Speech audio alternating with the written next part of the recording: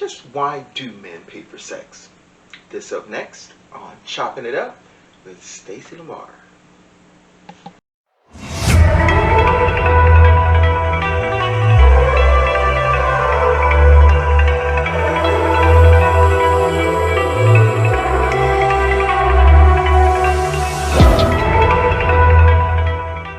Hey everybody, welcome back. Now today we are going to be talking about why men pay for sex. But before we get into the content, go ahead and hit that like, subscribe, and notification bell so that you know when new content is dropped. Alright, now before we get started, I'm going to introduce the crew. Christina, go ahead and say hello to everyone. Hey everybody, good morning. Alright, Matthew, say what's up. Good morning, world. All right. So, I got the content or the idea for this content again from our girl, and I do hope I'm pronouncing this correctly. And if I'm not, girl, Sadia. Her name is Sadia Khan, and she's a psychiatrist, and she's got some real interesting stuff, on her shows. So this is one of the topics that she spoke on. So that's why we're going to chop that up today. So before we get started, you guys go ahead and take a look at this video. So I want all of those things as well, right? But they're proxies for what men miss, I think, more spiritually and existentially. Yeah, I absolutely agree. I feel like in my work, when I've worked with men who have turned to prostitution and who have turned to pornography addiction, a lot of the time, especially when they turn to prostitution or even just a gold digger, they're so hurt when she doesn't like them back. So they're not paying for sex. They're actually paying for intimacy. And I always tell them, you can't buy intimacy. You can't buy it. This girl, you can buy her a bag and you can have sex with her, but you're craving connection. And that is something you can't buy. And the reason they're craving connection is because A, they don't know where to find it. And also they're being told if they do look for connection, they're a simp. That word simp gets thrown around. So we've almost shamed men for wanting and craving connection. And I can say in honesty, the men that cheat, the men that turn to pornography, the men that turn to escorts, I'm very non-judgmental because I understand behind every self-sabotaging behavior, there is a need that has not been met for a really long time. And for that need to be met, they turn to self-destructive behavior as a coping mechanism. So I definitely think that we've got a crisis of men seeking intimacy, but believing that it's wrong. And the culture and the internet is also teaching them that it's wrong. So they're secretly craving it and then secretly finding outsourcing it in the wrong ways. All right, so Christina, we're gonna start with you, girl. So, and one of the videos, in the video, she said that the men that pay for sex, or at least one type of men that pays for sex, is a man that is seeking connection. He is he has a need that has to be filled. Something is lacking. Right. Something's lacking, and he has low self-esteem, because he doesn't feel that he can get, a beautiful woman like the ones you see in the porn movies or, whatnot, unless he pays for it. What's your thought on that? What's your thought on that? I'm a little bit confused about the connection part. I feel like if they wanted a connection, why would they go get like a regular woman, mm-hmm. or not pay, that they don't have to pay for? Because when you pay for it, I mean, she's going to give you whatever you want, right? So mm-hmm. It's like she's going to act like there's a connection there, or whatever it is that he needs, she's going to give that to him, but it's not real. Mm-hmm. Yeah, for sure. It's most definitely not real. So that confuses me. I can see the self-confidence part and all of that. I can see that because, women, we can be so mean. So I can see like them being afraid of being like shot down or not being able to take the, being like rejected.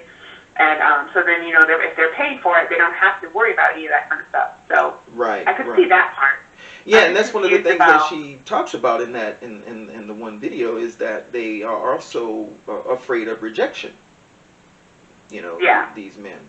I can And see like that. you said, yeah, you women can be mean. I mean, mean. Yeah. Matthew, what you got to say about that? What? Oh man. Well, I totally disagree with what she was saying about that, because, like Christina is saying, what need is there to make a connection? All you trying to do is if you're what kind of issues do you have where you need to pay somebody to treat you the way you want to be treated, or give you what you want sexually? Maybe that's what it is. Maybe they can't get the people to get women to do what they want them to do, so they pay for it. But as far as I'm concerned, as far as a man paying for it, it's just easier. And they just don't want the headache. They're not trying to make a connection. They just trying to get what they trying to get, and that's it. Because it's not like, in a lot of cases, these guys ain't getting the same girl every time. They getting another girl every time they do it. So it's not. I'd say it's an ego type stroking thing, but other than that, trying to make a connection, I don't see where a guy would actually be trying to make a connection if he's paying for it. He's just trying to get. Now remember, now, like I said, she talked about two different type of men that actually pay for the sex. Now, I just want to be clear, and Christina, and you can chime in on this. I'm going to ask your opinion on this. I just want to be clear, people, that every time men go out with a woman, okay, we're paying for it. All right? When we roll up to the drive-thru and buy the Happy Meal, we paying for it. All right? Now, it's just like, we're rolling the dice of whether or not it will end up, in a sexual encounter. But we paying for it. When you take it to the restaurant and buy the steak and the asparagus with the lemon twist, we paying for it. So let's just get that straight. Right. All right. What do you say, Christina? Am I speaking the truth? I mean, in a way, of course. Like, and the thing is like, if I go on a date and I have to come out of my pocket, I guarantee you there's not going to be a second one. You know what I mean? So yeah, you're definitely paying for it. No, but I meant as far as like, trying to make, because basically at that point the guy is, we're hoping, you got our fingers crossed that, it will lead to something else. So and I guess with like a prostitute, it's just more straightforward. It's just, we're bypassing dinner, we're bypassing the concert, we're whatever, and I'm just gonna give you the money, and you're gonna give me what I want. Exactly. Okay, so just want to get that clear. They're more in control because they do get the woman that they get is what they want, right? They're the ones calling the shots. If they like it a certain way or, any of those kinds of things, like she's going to provide that for him where another woman maybe wouldn't. Okay, yeah. All right, so yeah, like you said, she will do the things that he wants her to do. Like I said, we were talking before, like he might want her to wear the the Batgirl suit or the Julie Newmar Catwoman suit. Hey, here you go, girl. All right, so hey, let's take a look at this video. Now, this video talks about the other guy, that pays for sex.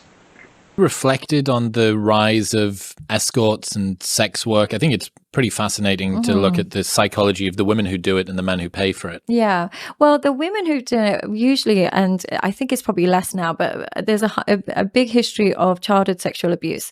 And the reason why child abuse often then becomes monetized sex work is because when we are violated as a child, men or women, when something is violated from us, the only way your ego kind of makes sense of what happens to you is to minimize the importance and significance of what was stolen from you. So if I was abused sexually, if I then minimize the importance of sex and then take some control by monetizing it and saying, I'm now in control of my body, I'm either going to be hyper promiscuous or I'm going to monetize it, what it does is minimizes the significance of sex, and therefore I don't have to deal with the trauma I experienced. I now see sex as just an activity, and therefore if I was abused, it's not that serious. And so the psychology of them is usually coming from a broken place. And also the other thing that they struggle with is knowing what loyalty looks like in a relationship. They don't see it as an essential component because they've monetized sex and taken away the emotion element to it. So it becomes very difficult for them to be sexually loyal to their partner. It's almost like they see sex as a bit as an activity, and if they do it with somebody else, why would that bother you? They don't understand the process.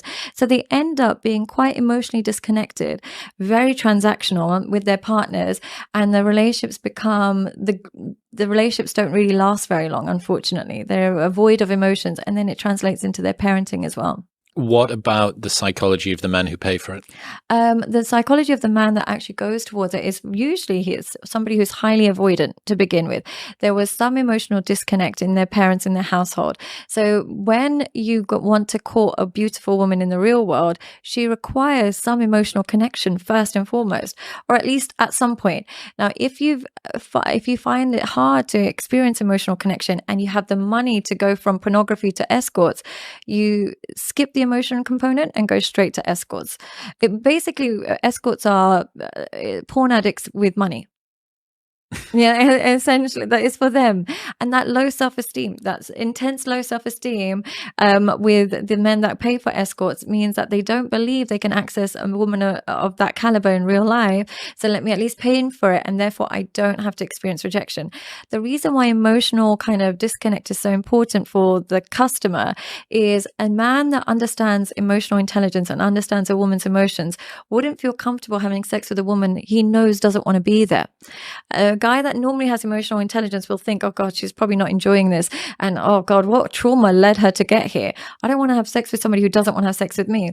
But the man who skipped that emotional intelligence and just wants pleasure will not even think about the emotional trauma that got her to this position and just think, as long as she pleases me, I don't really care what it took to get her here. So that emotional disconnect in both of them, which is why they often fall in love with each other. Yeah, they often do end up together. And this is what I really hate about the narrative that they tell you that on these red pill podcasts, that men want virgins, men want good girls. The amount of successful men that fall in love with the escorts is because they allow him to not emotionally connect, but then still boost his ego, which is what his a dream come true. Whereas another woman requires that emotional connection before she can boost your ego. So the escort is just providing him with an ego boost with bearing in mind his emotional disabilities. All right. So, Matt, this guy, he, like you said, like you alluded to, this guy could care less about a connection, you know. He might be, you know, somebody who doesn't have time for a relationship. He might be some rich guy that just, you know, wants to bypass all the drama with, you know, the prenuptials or whatever. But this guy doesn't care to have a connection. So what do you have to say about that one? I know you already talked a little bit about it, but what do you think about this guy? Well, that guy, he doesn't want to go through the work. Mm-hmm. Being in a relationship and being married is pretty much a job. It's pretty much a job, and he doesn't want to go through that. So it's, okay, I can get my sexual relief without going through the trying to make the connection and trying to keep things good between us so everything flows along the way I want it to flow. Mm-hmm. I ain't got to deal with that. All I got to do is, all right, call up somebody. Hey, yeah, come through here. Here's your cash. Come on, let's do what we're going to do. All right, thank you. See you later. Mm-hmm. Right, and it's over with. Yeah. You know, but so, Christina, I see most men being that way that pay for it. I don't see them being, I need to make some kind of connection. If they paying for it, if they need to make some kind of connection, they probably ain't even having sex. They sitting there talking. Or they put a diaper on me and hold me in your lap. I'm gonna pay you $2,000 for this. Something like that. If they trying to make a connection, I can't see them trying to make a connection and they they having sex like that. I just see them. This is what I want to do. I don't want to go through the headaches of having a relationship. I just want to have sex. Thank you. Bye. Now, but like I said, there's, because like really, I mean, I'm where you are. That's exactly what I pictured in my head when I, thought about doing this particular show. That's exactly the image that I had in my head, But, Sadia, and again, girl, I hope I'm pronouncing that correctly. If I'm not, and you see the video, hit me up. Let me know how to say it correctly. Not to mention, I like to talk to you. But anyway, there are. I mean, because you have these guys that that do have these traumas, these things that go on. Some kind of childhood trauma. Maybe. The love of their life left them, and now that left them broken. You have broken men, and they need that connection. And for whatever reason, like when the love of their life left them, that left them thinking that I just cannot, I'll never get another one like her. You know what I mean? So they find these people that maybe even look like the love of the life, and they pay for her to, be with them. Christina, what do you think? That's what I pictured most of the clients or the men that choose prostitutes. This is what I pictured for what their situation was basically that they just didn't want to deal with all of the extras of dealing with a woman, and they just wanted to, have a transactional type of experience and just be able to pay this person this money, she's going to give me what I want, Like, a lot of times, like, you see, like, okay, so, like, say that, I don't know if you guys saw the video, but the video from the girl a few weeks back about the Cheesecake Factory. Like, I can only imagine what that woman is like in her regular life on a day-to-day basis. She's probably extremely high maintenance. And, I just don't think that men really are trying to deal with all of that. You know what I mean? Like, they don't want to deal with that. Or, married men who, they get into a fight with their wife, and now if they want to have sex, they can't because their wife's mad at them. You know what I mean? So now what are they supposed to do? They're supposed to go in the bathroom and take care of it themselves or whatever. But, I mean, if you're married, you shouldn't have to be doing that.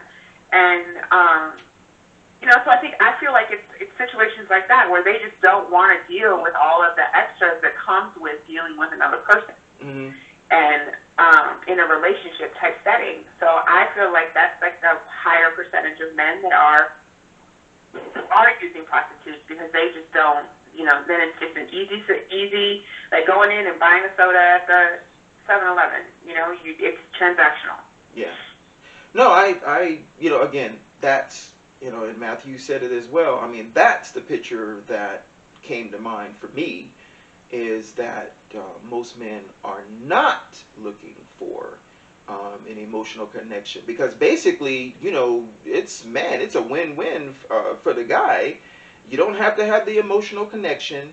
You have your ego boosted, like you said, Christina, she will do whatever it is that, I guess within reason, you can't, like, have her swinging off the roof or anything. I mean, I don't know, maybe for a couple extra bucks. I mean, I don't know, you'd be surprised, like, some of these fantasies that because I've done a little research on this in the past, and, like, a lot of the times, there is a percentage of men that use prostitutes because the fantasies are so, like, outlandish that there's, they don't want to go to, like a regular woman and say, this is my fantasy, because she's going to just like, oh my God, you're a total weirdo, or whatever, And so then they go to just pay for it so that they can, I guess, fill that void.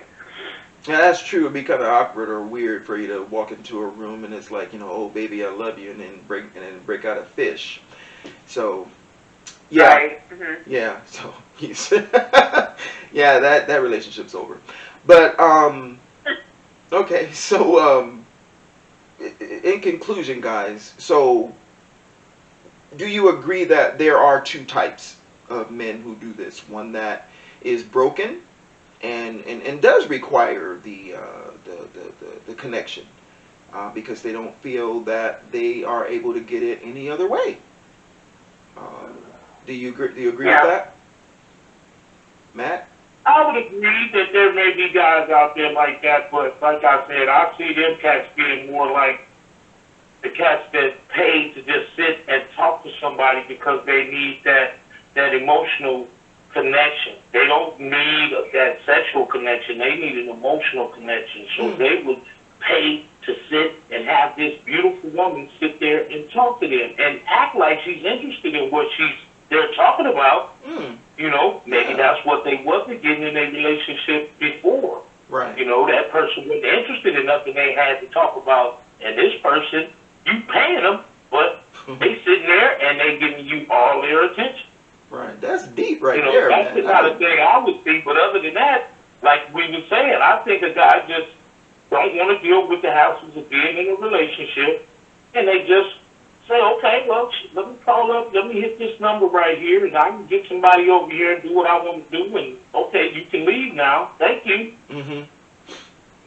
No, I mean, dude, what you just said, man, that was deep. You know, I got to let you know, man. That, yeah, that was, yeah.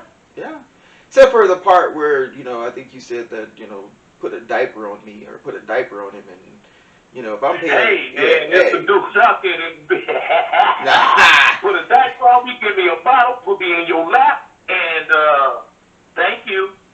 Yeah. This is what I need.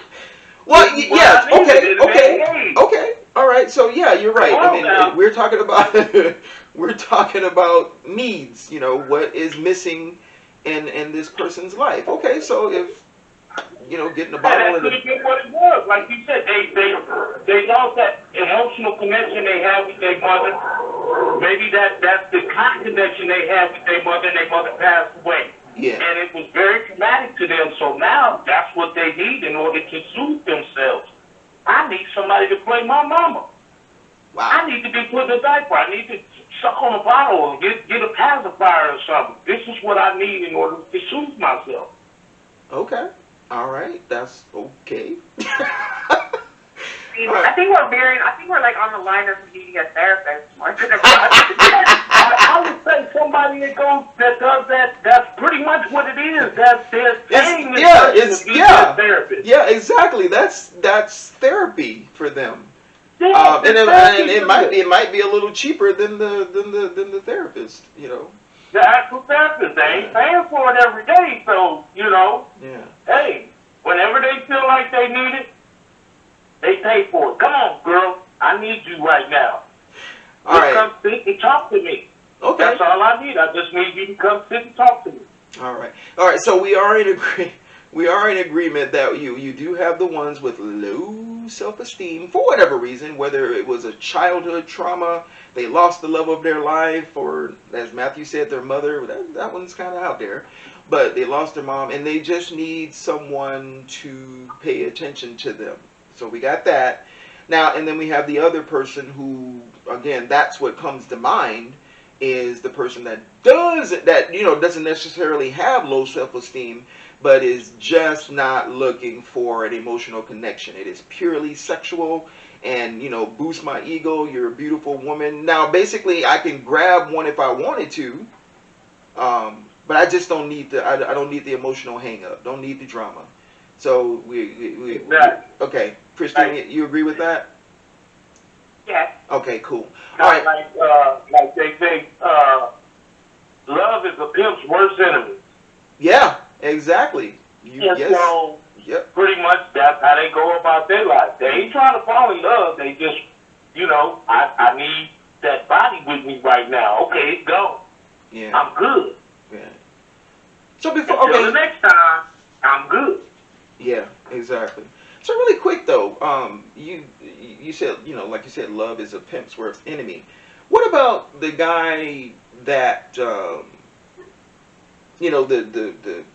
strong guy, the one that isn't lacking in self-esteem? He's doing it, because, to fill a need, to fill a void. What happens when he starts having feelings for the, this person who, he's been seeing or paying for or whatever? they fall in love. That's not in the contract. Exactly. That's not in the contract. Not in the contract. Paying her. This is a transaction. You can't. Yeah. He's gonna have to figure that out for himself because she's probably gonna look at him like, unless you're a billionaire, you know what I mean? Check this out. Yeah, she gonna be like, look, I just made $25,000 for you for a couple hours, man. You think I'm gonna get that up? Because you in love? No, I think not. I mean. Oh, dang. Okay. All right. So we're gonna keep going with this one. All right. So, I'm the rich and powerful guy, and I pay for this woman, and we hook it up a few times. And now I'm like, wow, she's really, really nice. So, or really whatever, she fits the bill. And now I fall in love with her, and I want to be with her, and she does that. She does that.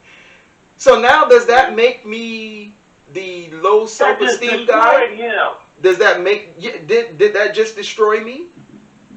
That just destroyed him. Because think of what you just came at her with, and she said no. Wow. You just came at her, you rich and powerful, you got all this money, and you really telling her, baby, you can have the world. I love you. And she say, man, you better go on. I ain't playing. You better go on.